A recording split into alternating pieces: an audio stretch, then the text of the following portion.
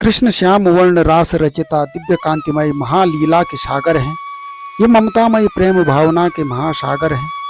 कमल नयन कमल लोचन प्राण बल्लभ मनमोहन राधा कृष्ण प्रेम प्रणेता अनंत महासागर हैं। प्रणाम दोस्तों, हम यूट्यूब चैनल वैदिक मंत्रा आपका हार्दिक अभिनंदन करता है। आज की जो साधना है संतान गोपाल मंत्र या लड्डू गोपाल मंत्र साधना है। लड्डू गोपाल मंत्र के लाभ क्या हैं, लड्डू गोपाल मंत्र की जाप विधि क्या है, लड्डू गोपाल मंत्र की कथा क्या है, लड्डू गोपाल जी का श्रृंगार और लड्डू गोपाल जी को घर में रखने के विधि विधान क्या है, और जन्माष्टमी पर आप किस प्रकार लड्डू गोपाल या संतान गोपाल मंत्र की साधना कर सकते हैं।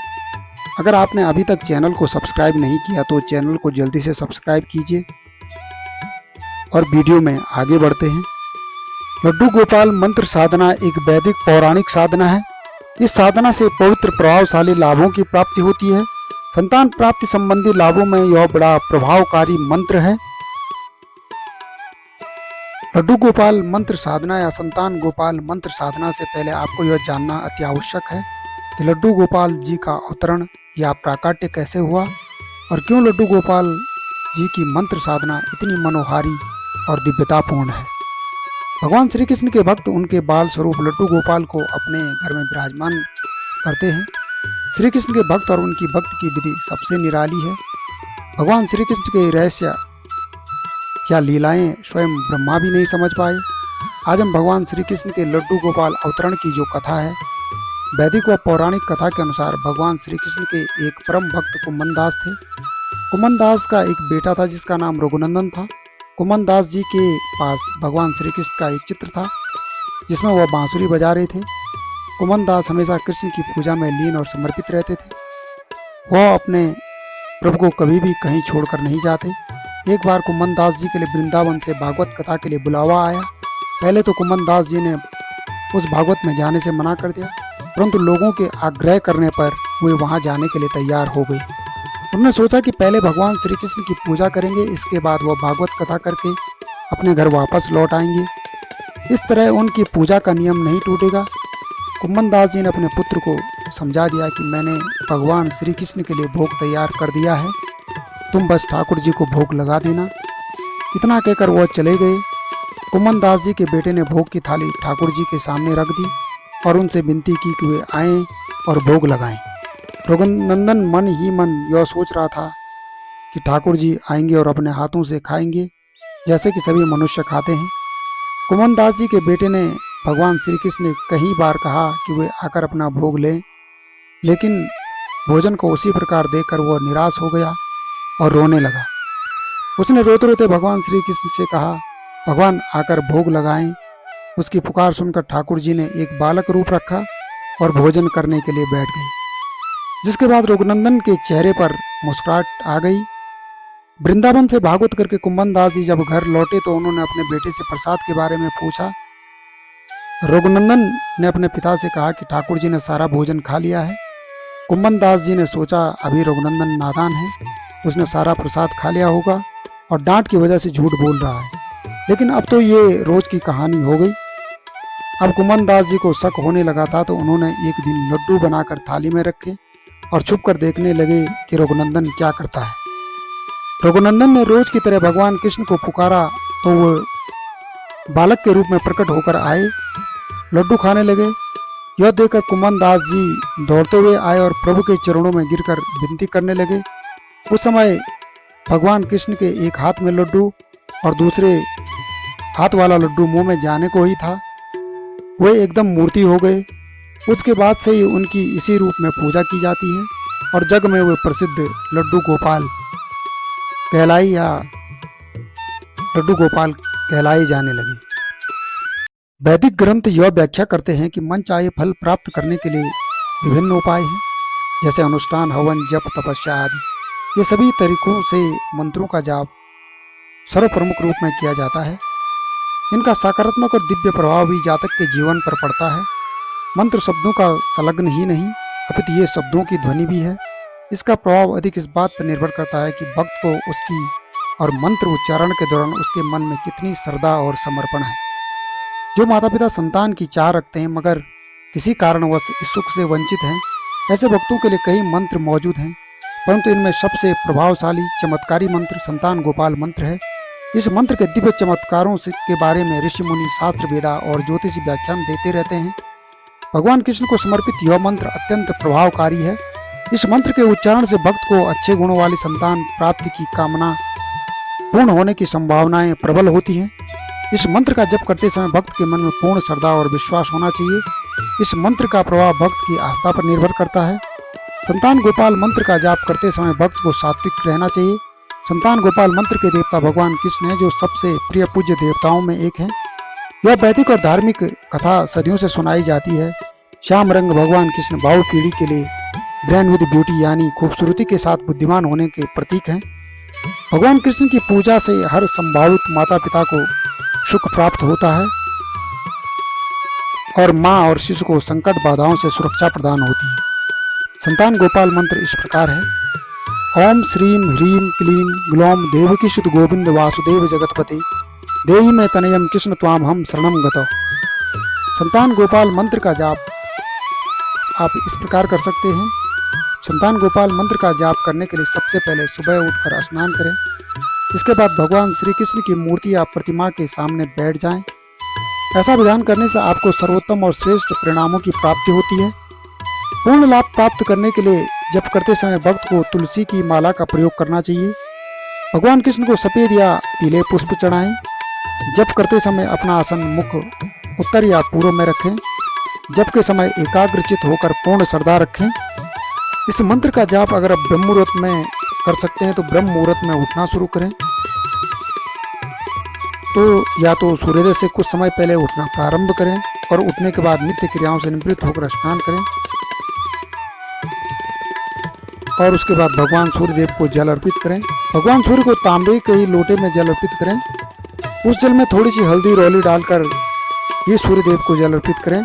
ऐसा करने से संतान प्राप्ति में आ रही बाधाएं दूर हो जाती हैं। सूर्य पूजा के बाद आप अपने घर में ईशान कोण में भगवान श्री कृष्ण के बाल रूप की मूर्ति अथवा चित्र या लड्डू गोपाल को लकड़ी की चौकी पर पीले रंग का कपड़ा बिछाकर स्थापित करें। चौकी पर बाल गोपाल की मूर्ति या चित्र से पहले भगवान गणेश की मूर्ति या चित्र स्थापित करें। जब भी आप जाप के लिए बैठें तो प्रतिदिन आपको शुद्ध घी का दीपक जलाना है और तांबे के पात्र में चौकी के पास जल रखना है। इसके बाद आसन बिछाकर वहां पर बैठ जाना है और सर्वप्रथम गणपति पूजन करें। गणपति जी को दुर्वा और मोदक का भोग लगाएं। इसके बाद आप लड्डू गोपाल जी का पूजन करें। लड्डू गोपाल जी को माखन मिश्री का भोग लगाएं। आप चाहें तो लड्डू गोपाल जी को 56 भोग भी लगा सकते हैं। और गोपाल जी को भोग लगाने के बाद संतान गोपाल मंत्र का 108 बार जप करें। कृष्ण जन्माष्टमी लड्डू गोपाल मंत्र जाप के लिए बड़ा पवित्र पावन पर्व है। कृष्ण जन्माष्टमी त्यौहार भगवान विष्णु के 8वें अवतार श्री कृष्ण के अवतरण दिवस के रूप में संपूर्ण सनातन संस्कृति में मनाया जाता है। जन्माष्टमी की आधी रात को भगवान कृष्ण का जन्म हुआ था, इसलिए अष्टमी के दिन रात जागरण किया जाता है और उनकी पूजा की जाती है और उनको खास भोग चढ़ाया जाता है। इस पवित्र पावन दिवस पर बहुत सारे प्रसाद या भोग तैयार किए जाते हैं। कई स्थानों पर कान्हा को 56 भोग भी लगाए जाते हैं।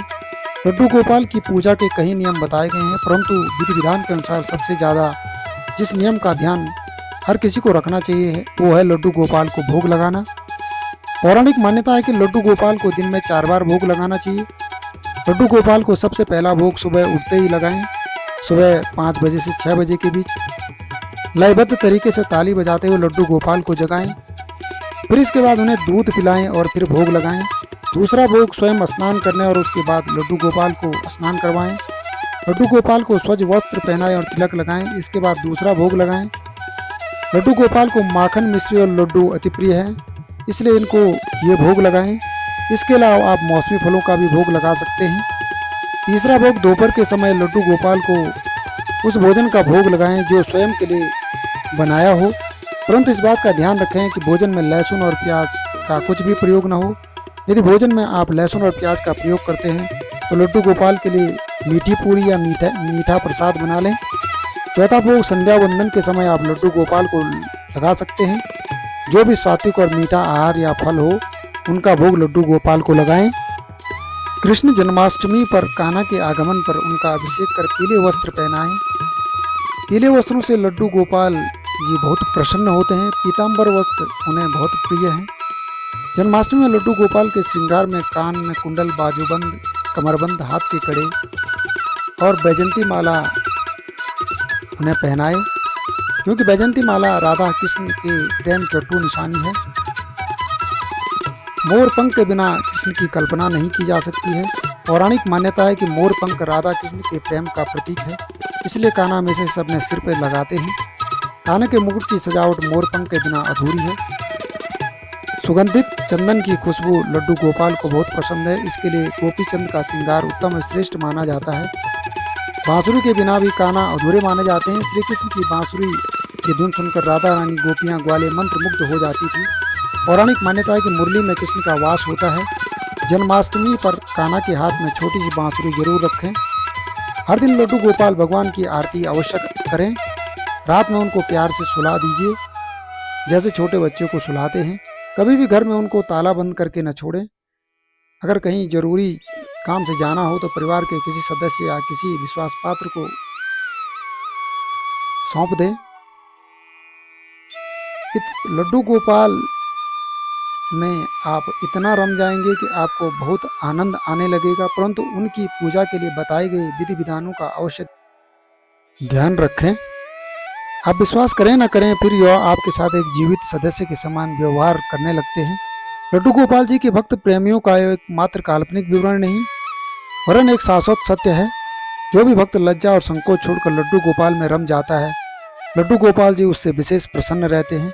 जो भक्त या साधक किसी के कष्ट को देखकर द्रवित होते हैं और उनका कष्ट दूर करने का प्रयास करते हैं, जो स्वयं भूखे रहकर भी दूसरों का पेट भरते हैं, ऐसी तपस्या की अग्नि में शुद्ध हुआ व्यक्ति लड्डू गोपाल जी के पीछे नहीं दौड़ता, बल्कि लड्डू गोपाल उसके पीछे दौड़ते हैं। मुझे अपना लो। लड्डू गोपाल जी एक बार जिस पर प्रसन्न हो जाएं, उनका जीवन हर प्रकार से सुरक्षित हो जाता है। सुख, समृद्धि, धन, वैभव की कोई कमी नहीं रहती है। समस्त कार्यों में सफलता प्राप्त होती है। रोग, कष्ट और संकटों से मुक्ति प्राप्त होती है। उस भक्त या श्रद्धालु के बारे में क्या कहना जिसके साथ स्वयं भगवान हो। जन्माष्टमी से अगर आप संतान गोपाल मंत्र की साधना करते हैं तो इस साधना के लाभ बड़े प्रभावशाली और बड़े पवित्र और सौभाग्य प्राप्ति वाले लाभ होते हैं। इस मंत्र के जब से संतान संबंधी कई लाभ प्राप्त होते हैं। जो लोग संतान सुख की प्राप्ति की कामना करते हैं, उनके जीवन के खालीपन को दूर करने के लिए इस मंत्र का जाप बहुत सहायक होता है। संतान सुख की प्राप्ति में आ रही बाधाएं समूल रूप में समाप्त हो जाती हैं। लंबे समय तक संतान गोपाल या लड्डू गोपाल मंत्र जप करने से भक्त को सुंदर और बुद्धिमान संतान की प्राप्ति होती है। जिन माताओं को गर्भ धारण करने में दिक्कत आती है या फिर गर्भावस्था में ही जो माता ये अपना शिशु खो देती हैं, उनके लिए यह मंत्र काफी उपयोगी सिद्ध होता है। उन्हें स्वस्थ शिशु की प्राप्ति होती है। साधना पथ का मार्ग सरल तो नहीं, परंतु प्रयास और अनुभव करके सफलता प्राप्त की जा सकती है। भगवान कृष्ण की कई रूपों में पूजा की जाती है। उनका एक रूप बाल्यावस्था है। भगवान कृष्ण के बाल रूप को जन्माष्टमी के दिन पूजा जाता है। कृष्ण भक्त और संतान गोपाल मंत्र का जाप करने से संतान को सौभाग्य प्राप्त होता है। इस मंत्र का जाप करने से गर्भवती माता के आसपास बुरी ऊर्जाएं नष्ट हो जाती हैं, जिससे भावी माता के पास एक स्वस्थ वातावरण का निर्माण होता है। इस मंत्र के जाप से भावी माता को सुंदर बुद्धिमान संतान प्राप्ति का आशीर्वाद मिलता है। निरंतर मंत्र जब से सुखद और मनोकामना पूर्ण फल की प्राप्ति होती है। संतान गोपाल या लड्डू गोपाल मंत्र का जाप बहुत ही शक्तिशाली जाप है। जो शुद्ध चित्त होकर संतान गोपाल मंत्र का जाप करता है, उसे निश्चित ही एक सुयोग्य संतान की प्राप्ति होती है। संतान होने से वंश परंपरा भी अक्षुण्ण होती है और होने वाली संतान के द्वारा श्राद्ध, तर्पण आदि पितृकर्म संपन्न होने से पितृ ऋण से मुक्ति मिलती है। कहा भी गया है कि गृहस्थ आश्रम को लोक दृष्टि और आध्यात्मिक दृष्टि से सुखी बनाने के लिए भी संतान आवश्यक है। प्रारब्धवश यदि विवाह उपरांत पुत्र प्राप्ति न हो तो ऐसे में यह संतान गोपाल मंत्र राम बाण का काम करता है। इस लड्डू गोपाल मंत्र के जाप से निसंतान दंपतियों की सोनी गोद भर जाती है। यदि आपकी संतान कहना नहीं मानती है तो इस मंत्र जाप से आपकी संतान आज्ञाकारी बनती है। इस मंत्र जाप से संतान का तन मन स्वस्थ रहता है। विद्या अध्ययन में आ रही समस्याएं समाप्त होती हैं। कैरियर और प्रतियोगी परीक्षाओं में मनचाही सफलता प्राप्त होती है। संतान का बौद्धिक, मानसिक और सामाजिक विकास होता है। क्योंकि धार्मिक ग्रंथों में संतान गोपाल मंत्र को महाचमत्कारिक बताया गया है। यह मंत्र भगवान श्री कृष्ण को समर्पित है। संतान गोपाल मंत्र जाप से महाशुभ फलों की प्राप्ति होती है। यह साधक की सभी प्रकार की मनोकामनाएं पूर्ण करता है। संतानहीन को उत्तम एवं गुणवान संतान की प्राप्ति होती है। यह यश, बल, धन, धन्य में वृद्धि होती है। संतान गोपाल मंत्र से अत्यधिक शुभ एवं श्रेष्ठतम लाभों की प्राप्ति होती है। संतान गोपाल मंत्र का नित्य जाप करने से गुणवान एवं उत्तम पुत्र की प्राप्ति होती है। इस मंत्र के जाप से सामाजिक, धार्मिक मान सम्मान में वृद्धि होती है। संतान गोपाल मंत्र के नित्य जाप से भक्त एवं साधकों की धन संपत्ति में वृद्धि होती है और परिवार में सुख, शांति और समृद्धि बनी रहती है। इस मंत्र के जाप का एक लाभ यह भी है कि यश और ऐश्वर्य की प्राप्ति होती है। संतान गोपाल स्तोत्र में एक श्लोक आता है, श्रीपते देव देवेश दीनार्ति हरणा अच्युत गोविंद में सुतम देहि नमामि त्वाम जनार्दन। अर्थात श्रीपति देव देवेश्वर, दीन दुखियों की पीड़ा दूर करने वाले अच्युत गोविंद, मुझे पुत्र दीजिए। जनार्दन, मैं आपको प्रणाम करता हूँ। भगवान कृष्ण का यह संतान गोपाल मंत्र या लड्डू गोपाल मंत्र का जाप संतान प्राप्ति के संदर्भ में सौभाग्य लाता है। सुंदर बुद्धिमान संतान की प्राप्ति के लिए भावी माता पिता को संतान गोपाल मंत्र का जाप अवश्य करना चाहिए। इस मंत्र जाप के लिए जन्माष्टमी से बड़ा कोई पावन पर्व नहीं है। इस पर्व से अगर आप इस साधना की शुरुआत करते हैं तो इसके बड़े चमत्कारी और प्रभावशाली लाभ प्राप्त होते हैं। आप सभी को जन्माष्टमी की शुभकामनाएं और सभी कृष्ण भक्तों को प्रणाम।